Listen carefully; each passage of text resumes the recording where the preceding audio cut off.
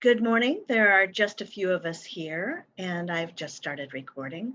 I want to introduce you to week 7, which is drafting the full essay. Now, first of all, I have some good news. Initially, your full draft was going to be due on Thursday, but I have adjusted that deadline, and that means that your full draft is due on Saturday, October 10. You can submit it before then, but it's definitely due on Thursday. So that means that this week you have way fewer things due. You have your essay due. Let me show you what we're doing this week. Brainstorming and drafting. And so here's my little introduction. Um, you all have important things to say, whether they're about the power of women to not get hurt, or they're about discovering culture, or remembering native lands, or honoring your own culture or other cultures. These are important things. And so I want you to say something that matters. And so um, that takes time. That takes a lot of effort.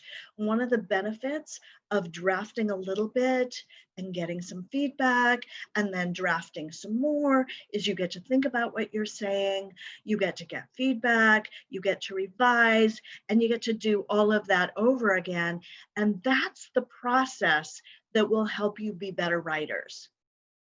So the goals this week: plan and draft a full essay, analyze and evaluate your own writing to determine if you're building your thesis, identify areas where you want more feedback, and identify rhetorical strategies in the essay you're responding to, and develop ways that you can use those in your own essays. So to do that, you're going to read about ways to evaluate feedback on writing. You're going to read about how to identify areas of an essay to respond to and brainstorm ways you can join the conversation. You're going to read about mentor texts and strategies, and you're going to draft a full essay. You're going to reflect on what you learned in the process. You're submitting 3 things this week. One is you're reading the comments that you got from students and from me on your introduction, and then you're summarizing those and asking questions about those. It's worth 3 points. If you didn't write an introduction, you won't be able to do this assignment because it's very much related to what you already did, and if you didn't do it, then that's just not possible. But you can all draft a full essay. This is a rough draft. You are not getting points on that rough draft. And then you'll have your reflection direction question. So one thing that I wanted to point out is that you get extra credit for going to the Writing Center.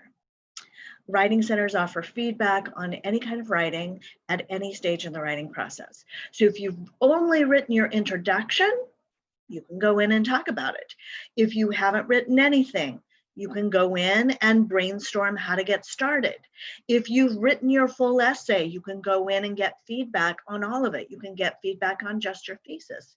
You can get feedback on anything before, during, and as you finish up your paper. I believe in the Writing Center so much that I'm offering extra credit. You can get up to 10 points extra credit on this essay for visiting the Writing Center. 5 points for the first visit on this assignment, and 5 points for the second visit on this assignment. You can go other times also if you find it to be helpful, but after that, I'm not giving extra credit. Your tutor will send me an email letting me know about your visit, and that's how you get the extra credit. So you can follow this link on our Canvas page to get more information about how to access services. Questions from the people who are with me?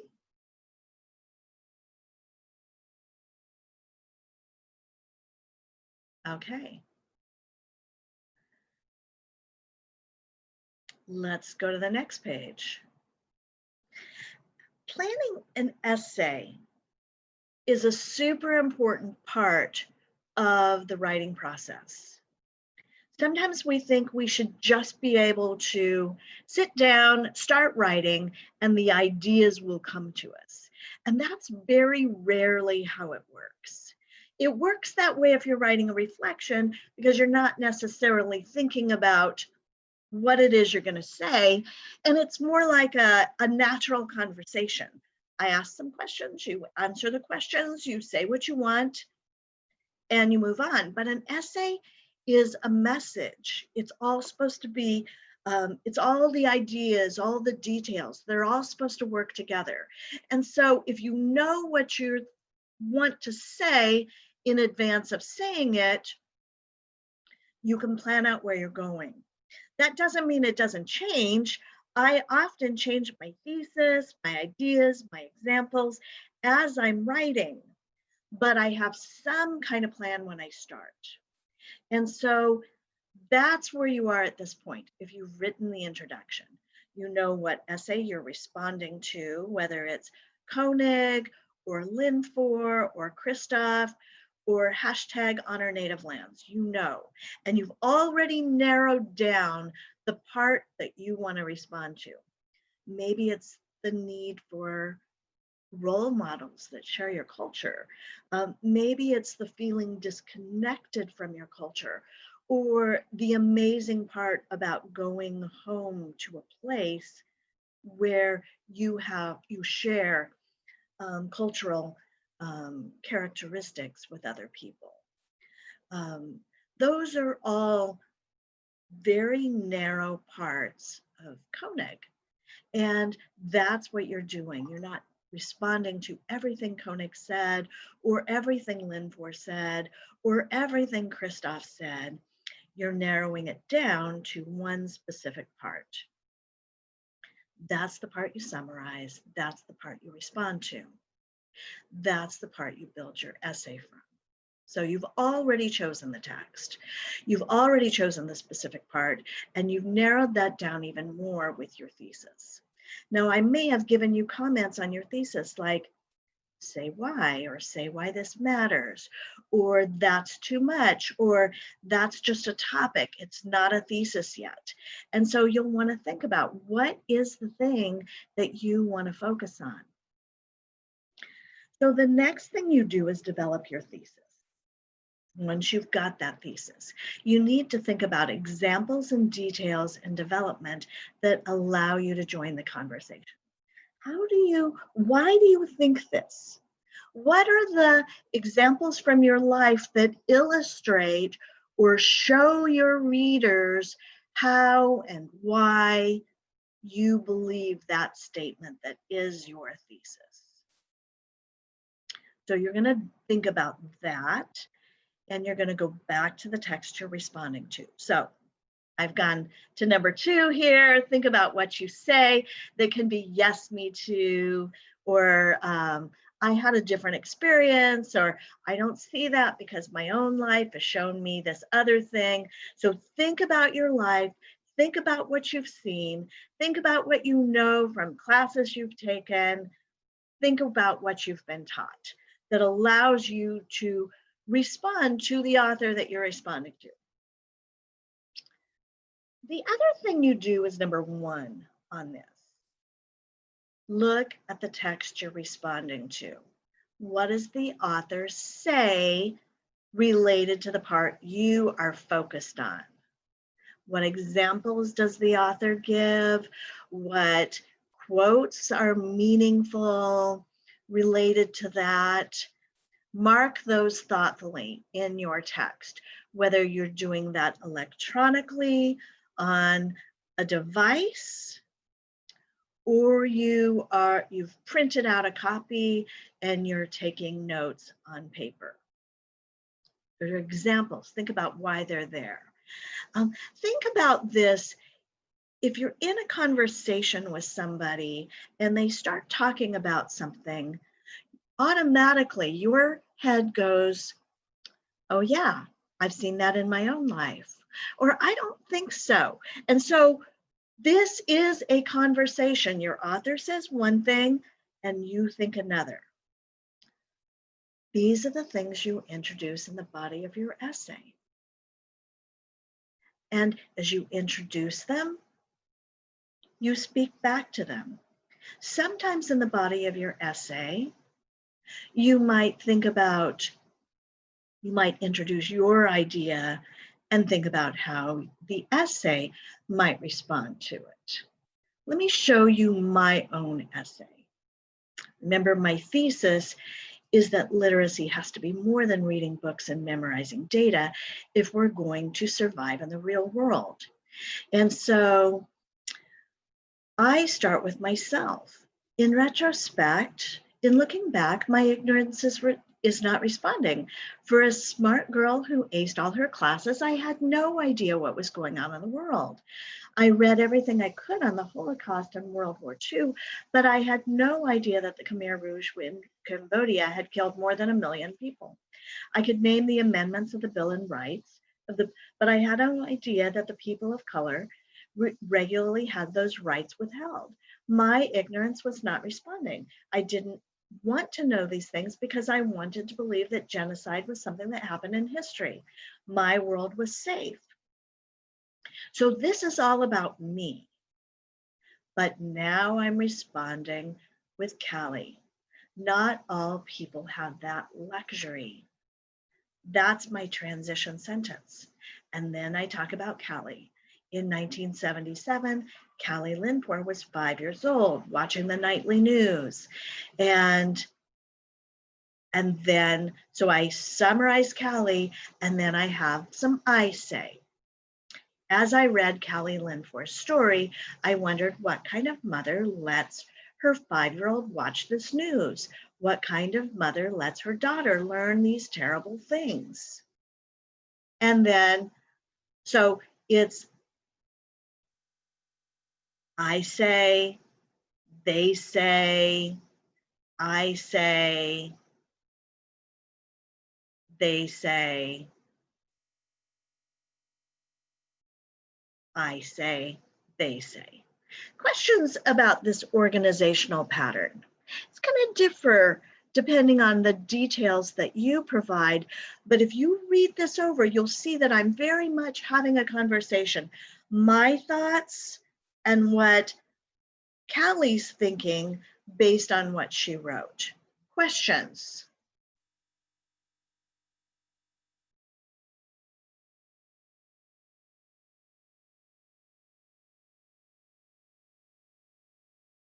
Okay.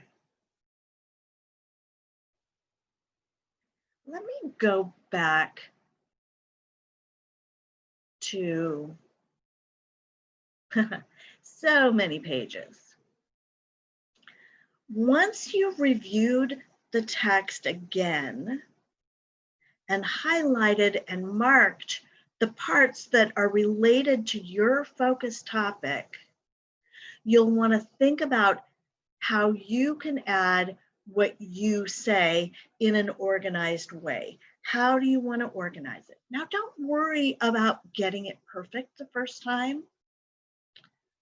Think about the parts. Take notes, scribble all over a piece of paper. And then circle number 1, number 2, number 3. And then start writing. Think about how you're developing your thesis. Don't be afraid to change your thesis to make it more focused. Don't be afraid to change the order of your ideas once you write them, because that's part of revision. The goal is to just get things on the paper so you have something to say. And remember, this is due on Thursday. There is no discussion board question this week. This is all part of the process. Any questions before I move to the next page?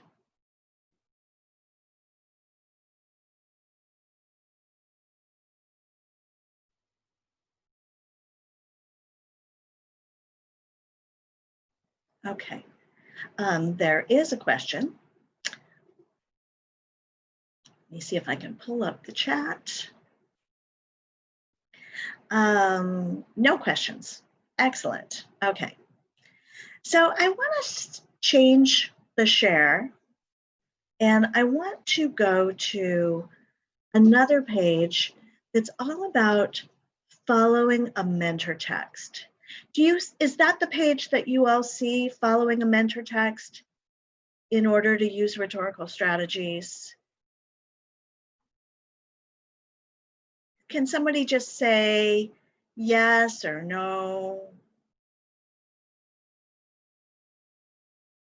Is that the page? Excellent, excellent. Okay.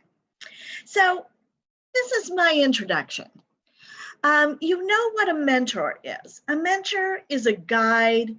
It's someone who comes alongside you, who you watch what they're doing because you want to do what they're doing. And I give the example of how I love dancing, but I am a really horrible dancer. And so if I'm at a party, I just scout out the room. Sometimes people don't even know. I watch what people do, and then I try and emulate them. I try to do what they do. And if the music's good and I'm with people I know, I feel pretty comfortable, and I don't care if I look silly, but I'm having a good time. And that's how I learned how to dance. It probably speaks to the fact that I go to very few parties where there is dancing, and so I don't have that opportunity to do that very often. I've thought about watching YouTube videos and doing the same thing. But anyways, those people, even if they don't know that I'm watching them, they are my dance mentors, okay? And it's the sort of the same idea when we're learning how to write. We look at what someone else is doing, someone else is writing, and we try and use that as a pattern. So I want you to think about the author of the article you're responding to as your writing mentor, who is using writing strategies that you can use in your own paper. You're going to use 2 rhetorical strategies that your writing mentor uses. That means that you're going to have to look at the text you are working on and think about what rhetorical strategies is that author using. And so on this page, I've named a few: description, narrative, exemplification. I need to change these: inductive reasoning, meta discourse. This is not entirely correct. So anyways, let's talk about description. Picking up my dog because otherwise he's clawing on my leg. He wants to be on my lap. So we see a lot of description in our essays. And so I'm going to go over this on Wednesday, so I don't want to take a lot of time on it, but I want you to go ahead and read this. I have a section on description, exemplification, which means providing examples. Those can be in the form of statistics or stories, narratives, just a list can be examples. The next one is narrative. All of our essays have narratives. The next one is big names and authorities.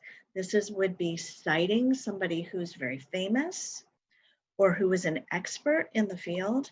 And the final one is meta discourse. That's where you pull back from what you've said and you analyze the ideas and why they matter. So right now, I'm going to stop share and we're going to come back together and just talk.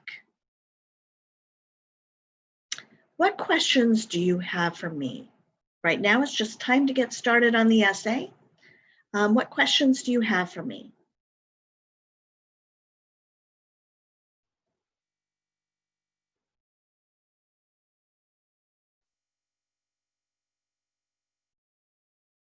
Okay. Then I'm going to stop recording, and